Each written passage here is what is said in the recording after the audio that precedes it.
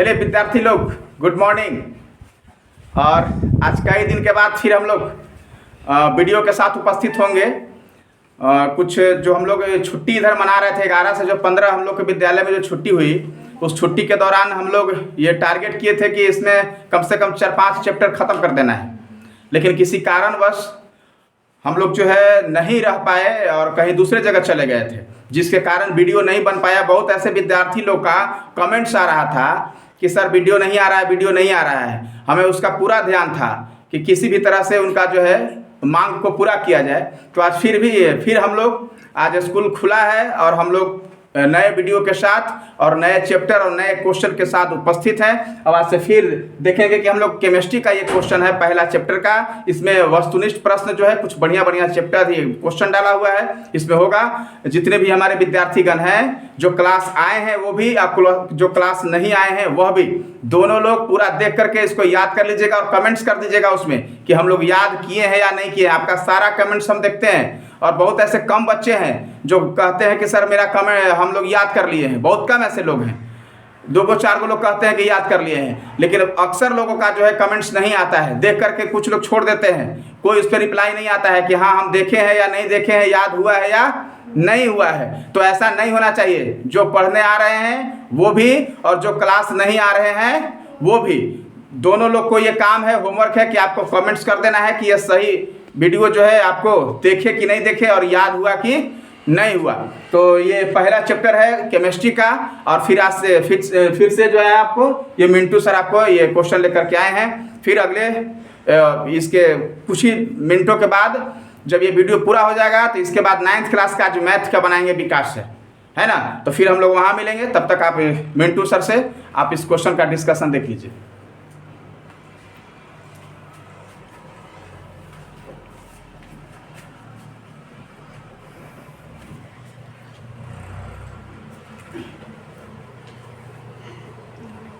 Hello दोस्तों, good morning. तो आज हमने केमिस्ट्री के फर्स्ट चैप्टर रासायनिक अभिक्रिया और समीकरण से ऑब्जेक्टिव प्रश्न हमने बनाए हैं और एग्ज़ाम के लिए बहुत ही महत्वपूर्ण है। तो चलिए हम लोग चलते हैं।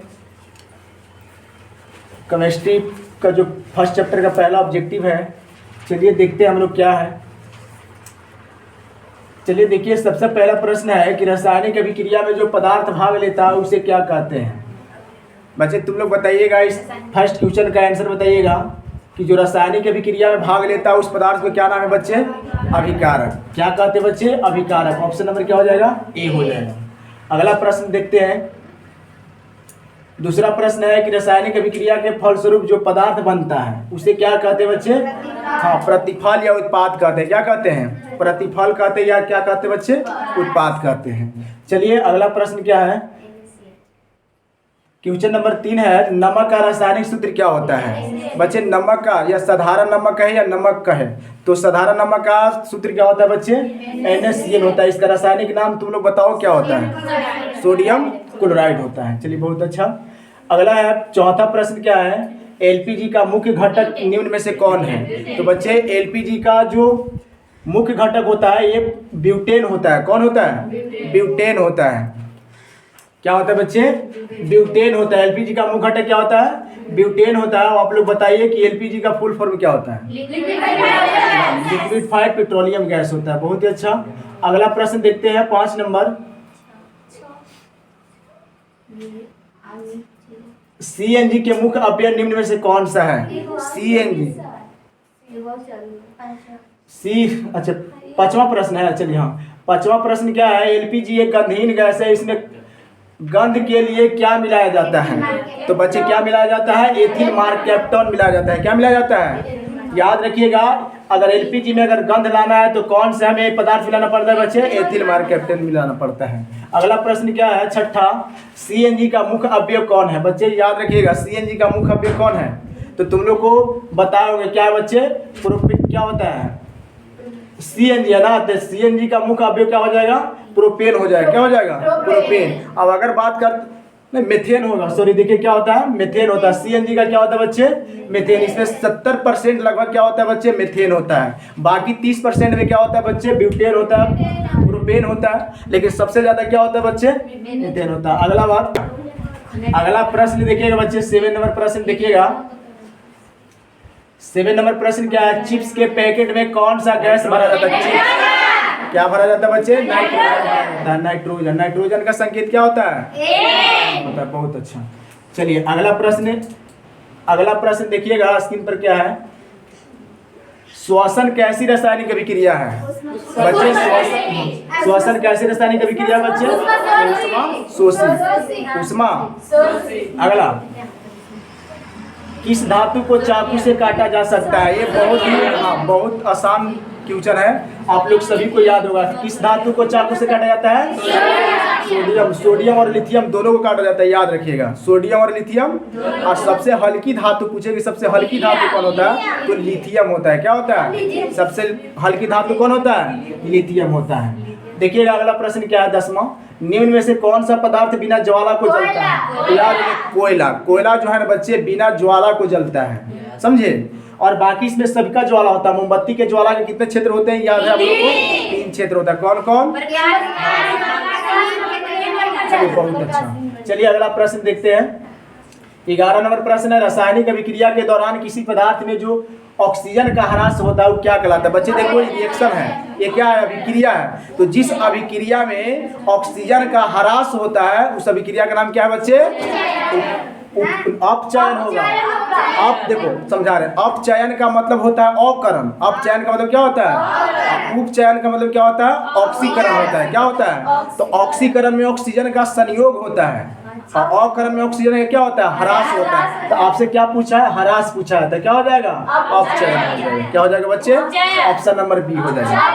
चलिए अगला प्रश्न देखिएगा, 12 नंबर प्रश्न क्या है, रासायनिक अभिक्रिया के दौरान किसी पदार्थ में ऑक्सीजन का योग होता है या संयोग होता है, उसे क्या कहते हैं? ठीक उसी का अपोजिट है कि इसमें संयोग हो रहा है। क्या हो रहा है? संयोग। उसको हमने क्या बोलेंगे? उपचयन या ऑक्सीकरण अभिक्रिया बोलेंगे। ठीक है। चलिए 13 नंबर प्रश्न क्या है, रासायनिक समीकरण अभिक्रिया क्या है?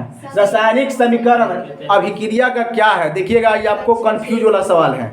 आपको क्या पूछा है कि रासायनिक जो समीकरण है वो अभिक्रिया का क्या है? संक्षिप्त रूप है, सांकेतिक रूप है, पूर्ण रूप है, कि इनमें से कोई नहीं है? तो सांकेतिक रूप है बच्चे। रासायनिक समीकरण अभिक्रिया का कैसा रूप है?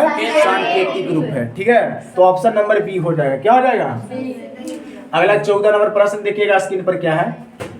हाँ 14 नंबर क्वेश्चन ऊपर है सर। 14 नंबर देखिएगा प्रश्न क्या है, दूध से दही बनना कैसी रासायनिक अभिक्रिया है? बच्चे यहाँ पे अभिक्रिया नहीं होगा, परिवर्तन होगा। क्या होगा? कैसी रासायनिक परिवर्तन है बच्चे? तो आप लोग को इसका याद होगा, क्या हो जाएगा बच्चे? रासायनिक परिवर्तन होगा। क्या होगा? रासायनिक परिवर्तन। ठीक है। अगला प्रश्न देखिए क्या है, लोहा को जिंक से लेपित करने की क्रिया वो क्या कहते हैं? सबको याद होगा। क्या कहते हैं बच्चे?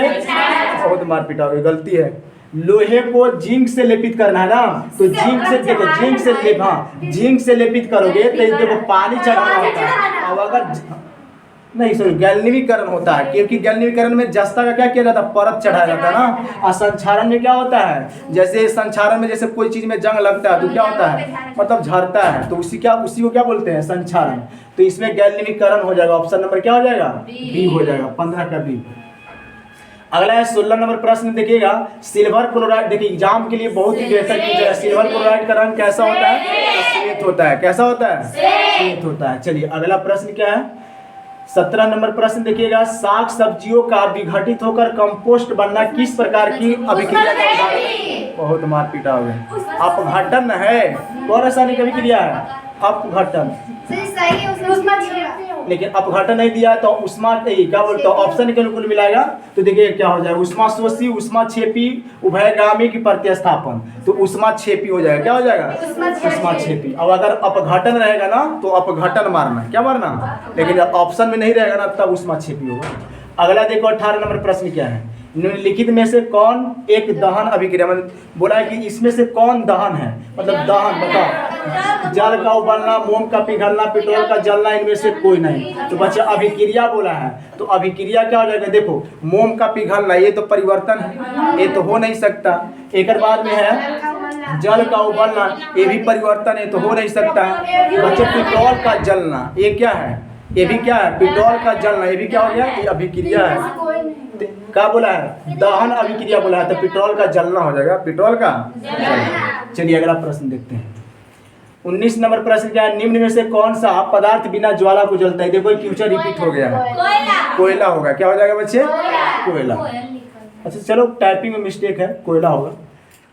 इलेक्ट्रॉन के स्थानांतरण से बने यौगिक कहलाते हैं। याद रखिएगा बच्चे, यौगिक दो तरह से बनते हैं। पहला बात, जब इलेक्ट्रॉन का स्थानांतरण होता है तब, और जब इलेक्ट्रॉन का साझा होता है, दो कंडीशन में यौगिक बनता है। तो बच्चे यहाँ पे क्या बोला है, स्थानांतरण। तो स्थानांतरण से कौन से यौगिक बनता है बच्चे, तो आयनिक बनता है या वैद्युत अपघटन, क्या बोलते हो, वैद्युत संयोग, वैद्युत संयोग, या इसी को आयनिक बंधन बोलते हैं। तो यहाँ पे वैद्युत संयोजी लिखा है, तो वैद्युत संयोजी हो जाएगा। इसी को क्या बोला जाता है, आयनिक बंधन। चलिए अगला प्रश्न देखते हैं। 21 नंबर प्रश्न देखिएगा क्या है, निम्नलिखित समीकरण है। देखो यहाँ पे समीकरण आपको दिया गया है, दिया ना, बोला है कि ये कौन समीकरण को ये दर्शा रहा है बच्चे, H2 + Cl2 HCl। तो ये कौन समीकरण है बच्चे, ऑप्शन है एक अपघटन अभिक्रिया है, संयोजन अभिक्रिया है, द्विविस्थापन अभिक्रिया है, एकल विस्थापन अभिक्रिया। तो देखो हमने सब अभिक्रिया के बारे में समझा रहे हैं। अपघटन अभिक्रिया में क्या होता है कि कोई देखिएगा बड़ा परमाणु टूटता है, समझे, अपघटित होता है, तो दो नए नए परमाणु बनता है। और संयोजन में क्या होता है कि दो छोटे छोटे परमाणु मिलकर बड़े परमाणु को बनता है। और द्विविस्थापन में क्या होता है कि एक ऐसी रासायनिक अभिक्रिया जिसमें दो भिन्न भिन्न गुण वाले यौगिक अपने आयन को क्या करते हैं, अदला बदली करते हैं। और एकल विस्थापन में क्या होता है कि बच्चे एक ऐसी रासायनिक अभिक्रिया जिसमें अधिक क्रियाशील परमाणु के द्वारा कम क्रियाशील परमाणु क्या कर दिया जाता है। तो इसे बताओ, इसमें क्या हो रहा है, दो छोटे छोटे परमाणु मिल रहा है, तो क्या हो रहा है, संयोजन होगा ना, तो हो जाएगा संयोजन रासायनिक अभिक्रिया। ऑप्शन नंबर बी हो जाएगा। क्या हो जाएगा, चलिए अगला देखते हैं। 22 नंबर क्वेश्चन क्या बोला है, अवक्षेपण अभिक्रिया से किस प्रकार का लवण प्राप्त होता है। याद रखिए, अवक्षेपण अभिक्रिया, तो अवक्षेपण में देखिएगा कोई भी जो होता है पदार्थ, वो देखिएगा विलयन से ठोस रूप में, किस रूप में, अलग हो जाता है। तो अलग हो जाएगा तो भाई तो अविलेय हुआ। तो बताओ कैसा लवण होगा, अविलेय। अविलेय ऑप्शन नंबर क्या हो जाएगा, बी हो जाएगा। चलिए अगला है समीकरण देखिएगा, दिया CaCO3, ये क्या है, सॉलिड है, मतलब ये ठोस है। कैल्शियम कार्बोनेट कैसा होता है, ठोस होता है। तो बच्चे देखो इसको ज्यादातर उपयोगी बनाया है ना, क्योंकि देखो हमको सबके सांकेतिक लिखल है। यहाँ S लिखल है ठोस के लिए, S लिखल है भी ठोस के लिए, G लिखा है गैस के लिए। तो आपको याद रखिएगा बच्चे, यहाँ पे कैल्शियम कार्बोनेट है, इसको गर्म करके तोड़ने के बाद बनता है कैल्शियम ऑक्साइड, अब बन जाता है कार्बन डाइऑक्साइड।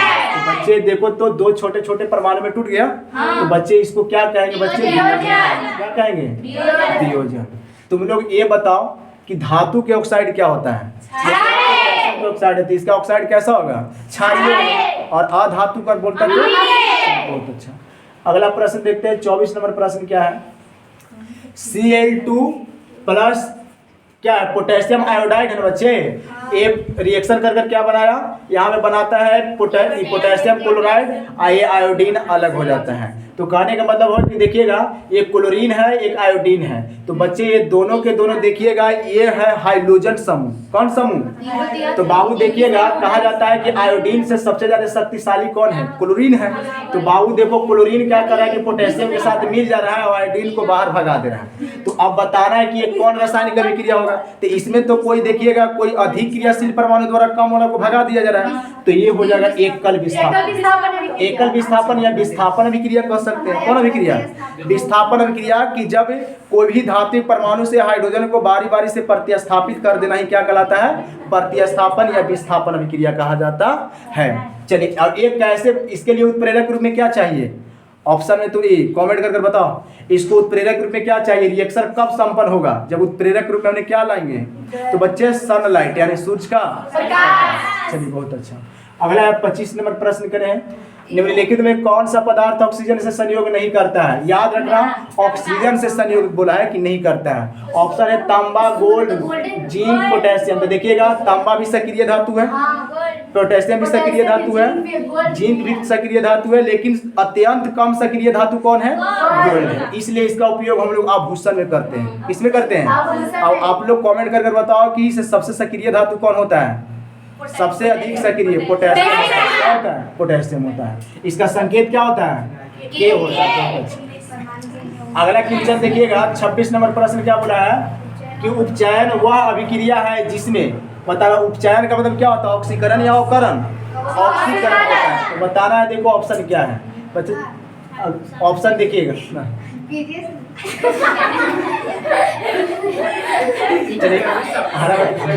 बोला है कि उपचयन अभिक्रिया है, बताना है कि उपचयन कैसा अभिक्रिया है। हाँ, ऑक्सीजन का योग होता है, हाइड्रोजन का वियोग होता है, इलेक्ट्रॉन का त्याग, की सभी होता है, सभी होता है। कहते कैसे? ऑक्सीजन का संयोग होगा तो हाइड्रोजन का वियोग तो होगा, ये भी दोनों सही करें। इलेक्ट्रॉन का त्याग होता है, इनमें से क्या हो जाएगा? चलिए अगला प्रश्न देखिएगा, हो जाएगा। अगला प्रश्न क्या है? 27, प्रकाश रासायनिक अभिक्रिया है, बताना है बच्चे कि प्रकाश रासायनिक अभिक्रिया क्या है। ऑप्शन नंबर ए है प्रकाश का अवशोषण होता है, प्रकाश का उत्सर्जन होता है, पदार्थ का अपघटन होता है, कि पदार्थ का अपघटन, प्रकाश का अपघटन होता है। बताना है कि प्रकाश का अवशोषण होता है, कि प्रकाश का उत्सर्जन होता है, पदार्थ का अपघटन होता है, कि प्रकाश का अपघटन होता है। तो बताना तो क्या होता है बच्चे? प्रकाश जो रासायनिक अभिक्रिया है इसमें पदार्थ का क्या होता है? अपघटन होता है। क्या होता है? अपघटन होता है। जैसे हमने अभी बताया ना, जैसे CaCO3 चाहिए तो उससे कैल्शियम ऑक्साइड होता है, और क्या होता है? CO2 गैस होता है। अगला रेडॉक्स अभिक्रिया, तुम लोग जानते हो बच्चे कि रेडॉक्स अभिक्रिया किसको बोलते हैं? हाँ, एक ऐसी रासायनिक अभिक्रिया जिसमें ऑक्सीकरण और अवकरण। तो बच्चे देखो ऑप्शन नंबर क्या है? ए, सिर्फ ऑक्सीकरण होता है? नहीं, ऑक्सीकरण और अवकरण दोनों साथ साथ होता है। हाँ होता है ना। इसके बाद सिर्फ अवकरण होता है? नहीं, इनमें से कोई नहीं। तो ऑप्शन नंबर क्या हो जाएगा? डी हो जाएगा। ठीक है, चलिए अगला प्रश्न हम लोग 29 प्रश्न देखते हैं क्या है। जिस न्यूनतम ताप पर कोई पदार्थ जलना प्रारंभ कर देता है उसे क्या कहते हैं? ज्वलन ताप कहते हैं। बच्चे आप लोग बताइएगा, कोई भी दहन के क्रिया के लिए कितने आवश्यक शर्त होते हैं? 3 होते हैं। कौन कौन? हाँ, पहला दहनशील पदार्थ की उपस्थिति, ज्वलन ताप की प्राप्ति, अब दहनशील पदार्थ के पोषक पदार्थ की प्राप्ति। चलिए अगला है 30 नंबर प्रश्न क्या है? शरीर में भोजन का पाचन कौन सा? ये एग्जाम में काफी बार आता है बच्चे कि भोजन, शरीर में जो भोजन का पाचन है ये कैसी रासायनिक अभिक्रिया है? ऑक्सीकरण या इसी को उपचयन बोल ले तो उपचयन होता है। ठीक है, अगला प्रश्न हम लोग देखते हैं 31 नंबर प्रश्न देखिएगा। 31 नंबर प्रश्न क्या है? रासायनिक अभिक्रिया को व्यक्त किया जाता है। तो रासायनिक अभिक्रिया को किसमें व्यक्त किया जाता है? समीकरण के रूप में व्यक्त किया जाता है। किसमें? समीकरण। इसका ऑप्शन नंबर क्या हो जाएगा? सी हो जाएगा। क्या हो जाएगा? चलिए अगला प्रश्न देखते हैं। 32 नंबर प्रश्न क्या है? समीकरण के बाएं एवं दाएं दोनों ओर प्रत्येक प्रकार के परमाणु की संख्या समान हो तो यह कैसा समीकरण कहलाएगा बच्चे? संतुलित कहलाएगा, कि असंतुलित कहलाएगा, कि दोनों कहलाएगा, कि इनमें से कोई नहीं करें? अच्छा देख ले तो ऑप्शन क्या है। देखो सही ऑप्शन पूछता है। देखो संतुलित है कि असंतुलित है, कि नियम के प्रतिकूल है, कि इनमें से कोई नहीं। तो क्या हो जाएगा? संतुलित। अगर परमाणु संख्या बोले, द्रव्यमान संख्या बोले कि दोनों दोनों क्या है? सेम है, तो बच्चे संतुलित कहलाएगा। वो समीकरण कैसा कहलाएगा? चलिए अगला प्रश्न देखिएगा। चलिए ये भी क्वेश्चन रिपीट हो गया है, आगे हमने पढ़ लिए। किसे चाकू से काटा जा सकता है? Lithium ion. चलिए अगला देखिएगा, ये भी क्वेश्चन बहुत ही अच्छा प्रश्न है। ये पूछा हुआ क्वेश्चन है बच्चे। देखिएगा कौन सा धातु कमरे के ताप पर द्रव होता है? तो आपको बताना है कि कौन से जो धातु होता है ये कमरे के ताप पर क्या होता है? द्रव अवस्था में पाया जाता है। तो बच्चे पारा होता है। क्या होता है? पारा होता है। अब अगर अधातु की बात किया जाए तो ब्रोमीन होता है। अगर धातु कहेगा तो पारा हो जाएगा। क्या हो जाएगा? तो पारा का संकेत होता है Hg होता है। क्या होता है? अगर संकेत अगर आपसे पूछे तो Hg या परमाणु संख्या 80 होता है। कितना होता है? अब अगर अधातु बोलेगा कि कौन से अधातु कमरे के ताप पर द्रव अवस्था में पाया जाता है तो ब्रोमीन होता है। क्या होता है? चलिए अगला प्रश्न हम लोग देखते हैं। ये है कौन सा धातु कमरे के ताप पर क्या होता है? तो बच्चे Br ब्रोमीन होता है। क्या होता है? ब्रोमीन होता है। चलिए अगला प्रश्न देखते हैं। 36 नंबर प्रश्न है कि लोहा ऑक्सीजन से संयोग करके क्या बनाता है? आप लोग बताइएगा कि लोहा जो Fe है जिसको आयरन बोलते हो, वो ऑक्सीजन के साथ संयोग कर कर क्या बनाता है बच्चे? लोहा ऑक्साइड, लोहा कार्बोनेट, लोहा सल्फेट, इनमें से कोई नहीं। तो क्या बनाएगा बच्चे? ऑक्सीजन से कोई भी धातु रिएक्शन करता है तो ऑक्साइड में बदल जाता है। किसे बदल जाता है? तो हो जाएगा लोहा ऑक्साइड या आयरन ऑक्साइड कहते हैं। क्या कहते हैं बच्चे? अगला 37 नंबर प्रश्न है, देखिए 2021 में पूछा गया था, सोडियम का परमाणु संख्या कितना होता है? बहुत ही आसान सवाल है। ठीक है, कितना होता है? 11 होता है। चलिए अगला प्रश्न देखते हैं। 38 नंबर प्रश्न है कि निम्न में से कौन सा सबसे अधिक विद्युत ऋणात्मक तत्व है? तो याद रखिएगा, ये ऐसा क्वेश्चन ऑप्शन के अनुसार पिटाता है। ये नहीं कि मुझे याद है ऑप्शन में नहीं दिया तो नहीं दिया है, क्योंकि देखिएगा आपको देखिए क्रियाशीलता के आधार पर सबको एक श्रेणी में दिया है, एक सीरीज में दिया है। तो देखेंगे कि भाई सबसे पहले नंबर किसका है, पहले नंबर वाला पर नहीं दिया है तो सेकंड वाला को मारेंगे, समझे? तो देखो यहाँ पे क्या बोला है, निम्न में से कौन सबसे अधिक विद्युत ऋणात्मक तत्व है? तो बच्चे क्लोरीन है, फ्लोरीन है, ब्रोमीन है, आयोडीन है। तो सबसे अधिक की बात किया जाए तो फ्लोरीन होता है। अब अगर फ्लोरीन ऑप्शन में नहीं दिल रहेगा तो क्लोरीन मारना। तो बच्चे ऐसे कंफ्यूज कर देते हैं, नहीं मारते हैं। तो हमारा ये सिंपल है। अगला देखिएगा, फ्लोरीन होगा। क्या हो जाएगा? फ्लोरीन, एक हो जाएगा। अगला प्रश्न देखिएगा 39 क्या है कि सोडियम को किरोसिन तेल में डुबाकर क्यों रखा जाता है? याद रखिएगा, या ऐसे ही प्रश्न पूछ सकता है कि किस धातु को किरोसिन तेल में डुबाकर रखा जाता है? तो सोडियम धातु को। तो यहाँ पे क्यों रखा जाता है बच्चे? वाष्प ना बनने के लिए। ऑप्शन नंबर बी क्या है? ऑप्शन नंबर बी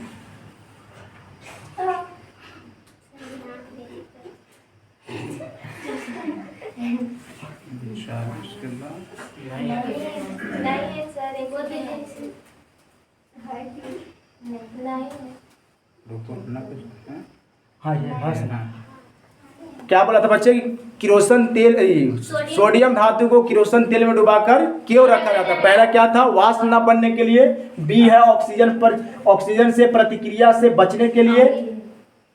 ये क्या है?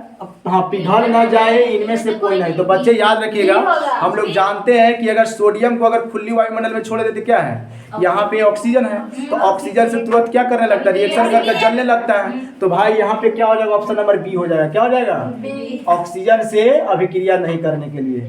40 नंबर प्रश्न देखिएगा, ये बहुत ही फेमस है, चैप्टर 2 का है। ये चैप्टर 2 से आपको लिया गया है। देखिएगा, विरंजक चूर्ण का सूत्र क्या होता है? तो बच्चे ये इसका 2 सूत्र देखो कैसे कमेंट करता है। एक होता है CaOCl का दिहोल Cl या CaOCl2 कर देता है, यानी Cl से मल्टीपल कर देता है। देखो इसमें CaOCl2 होगा, या अगर ये नहीं दिया रहेगा तो CaOCl के दिहोल Cl भी दे सकता है। इसका रासायनिक नाम बताओ क्या होता है? विरंजक चूर्ण के रासायनिक नाम क्या होता है ये बताओ। Calcium hydroxide. गलत है। हाँ, ऑक्सीक्लोराइड होता है। क्या होता है बच्चे? कैल्शियम ऑक्सीक्लोराइड बोलते हैं। क्या बोलते हो? Calcium oxychloride. अब आप लोग कमेंट कर बताइएगा कि से प्लास्टर ऑफ पेरिस का सूत्र क्या होता है और इसका रासायनिक नाम क्या होता है। चलिए, बहुत ही अच्छा। आज का सेशन यहीं तक रहेगा। चलिए अगला आप चैप्टर 2 और 3 से दोनों को कंबाइंड कर हमने ऑब्जेक्टिव लाएंगे केमिस्ट्री का। ठीक है, धातु अधातु का। चलिए आज का इतना ही। जय हिंद, जय भारत।